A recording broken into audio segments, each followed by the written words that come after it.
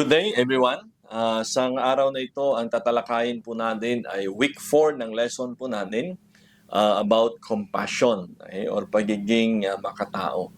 I know na sa mga nangyayaring dilubyo, nangyayaring mga kalamidad sa paligid po natin ay isa po sa tawagin ng ating pamahalaan. Walang iba kundi ang ating mga kapulisan. And of course, kasama na din po dyan yung mga life coach natin na kung saan ang mga churches natin ay believe si-serve minsan na relocation site or sometimes we do an effort para i-reach out yung ating pong mga kababayan na nasasalanta ng mga kalamidad, lalong-lalo na sa bagyo't baha na nangyari almost every year sa ating pong bayan. No? So, for our text verse sa lesson po natin ay matatagpuan natin sa Ephesians chapter 4 in verse 32. Sabi niya dito, be kind and compassionate to one another, forgiving each other just as in Christ God forgave you. Okay. Malaking hamon ito ni Paul sa mga mananampalataya doon sa Efeso na magiging kind and compassionate one to another. And I believe ito po ay mahalagang katangian ng isa po sa ating mga lingkod bayan. And that very call to become in the service or uniform in service, I believe ay mayroon pong nagmo-motivate sa atin at isa nga dyan ay ang pagiging compassionate, to be of help, lalo na sa mga higit na nangangailangan sa atin. So how do we show compassion for others? Ayon sa ating lesson, first is that God shows compassion for us. Tayo yung unang naging recipient, tayo yung unang pinakitaan ng Panginoon, inihayag niya sa atin yung compassion and showers us with His grace by giving us good things we do not deserve. I believe that there are many instances sa buhay natin na masasabi natin, I don't deserve it. It's more than I ask for. So ganun ang ating Panginoon. Bilang Ama, bilang Diyos natin siya, okay? Naging compassionate siya sa atin to the extent that even ibinigay niya ang kanyang bugtong na anak upang ihatid sa atin ang kaligtasan ng ang kung sino mang sumampalataya at tumanggap sa kanya ay pagkakalooban niya ng buhay na walang hanggan. So tingnan po natin, as a father ng ating pong Panginoon, gaano po ba siya ka-compassionate?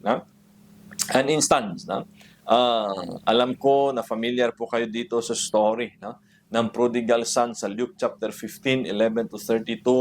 Hiningi niya yung kanyang mana at siya'y nabuhay ng nagpasasa sa kanyang minana until such time na ito ay naubos na at wala ng kaibigan na kumakalinga sa kanya at bumalik siya sa tahanan ng kanyang ama, and right there and then the father embraced him. Okay?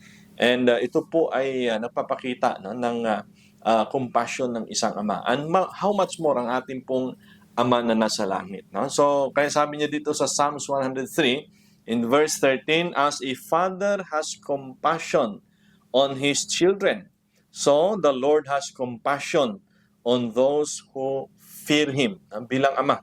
At sa mga nakikinig ngayon ng mga tatay, di po ba? Sa ating pong mga anak, minsan, they do things which we do not like. They do things which offend us and sometimes put shame on us. But at the end of the day, sila po ay anak pa rin natin na i-embrace natin as if that love is unconditional. Hindi lang natin sila mahal kung mabait sila, hindi lang natin sila mahal kung may ginawa silang tama.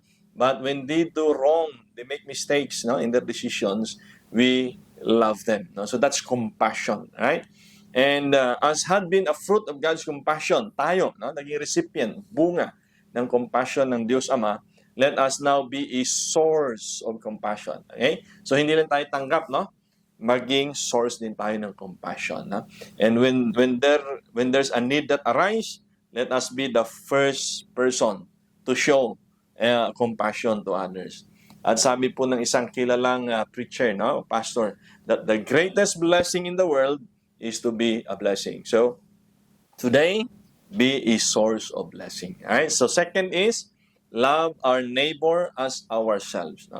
Love our neighbor as ourselves. The degree of love for others should be how you love yourself, the way how you love yourself. To look after the interest and well-being of others in the same way we look after our own. Okay? And I think it's very clear. No? So, ang degree ng pagtulong, degree ng pagmamahal, degree ng compassion for other people is the way you give to yourself. No? Kanya nga sabi sa tinitingnan natin, kinikilala at naririnig natin na golden rule. No? Sabi, therefore, whatever you want men to do to you, do also to them. Or rather, kung anong gusto mong gawin ng kapwa mo sa'yo, gawin mo muna sa kanila. Di po baga. No? And of course, another thing is to comfort those who are in trouble. Okay?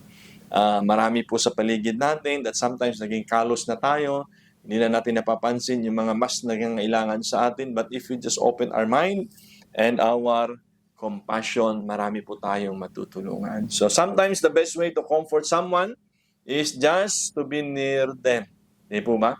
I believe na experience nyo yan na hindi naman kinakailangan marami kang dala, marami kang ibibigay. Just be with them. And of course, pray for them. Sapagkat sabi po sa James 5:16, the effectual fervent prayers of the righteous man availeth much. Okay? Prayer is very important. And lastly, a words of encouragement. So I hope that our words not only to condemn, not to judge, but rather let us be the source of encouragement to our people, to our family, to our spouse, and to the community that we serve. Thank you, and God bless.